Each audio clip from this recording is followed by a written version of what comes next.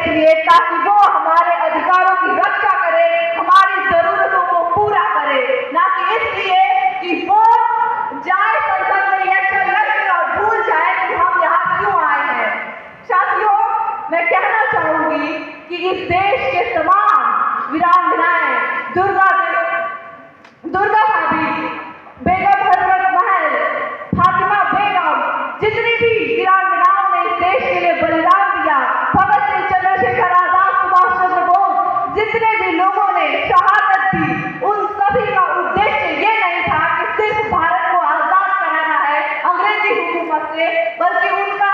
ये कहना था कि भारत के आर्थिक हालात बदलने चाहिए, लोगों की परिस्थितियां बदलनी चाहिए, लोगों का जीवन स्तर बदलना चाहिए। और वो लड़ाई आज भी जारी है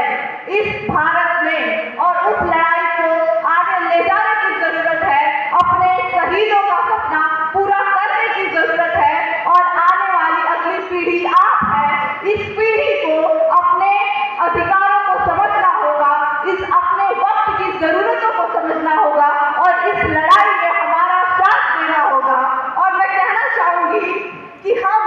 अपने हक के लिए खून का आखिरी कतरा निचोड़ देंगे, हम अपने हक के लिए खून का आखिरी कतरा निचोड़ देंगे, गुलामी की इन जंजीरों को तोड़ देंगे। हमारे इरादे चट्टानी हैं, हमारे इरादे चट्टानी हैं, हम आवारा तूफानों का रुख मोड़ देंगे, रुख मोड़ देंगे।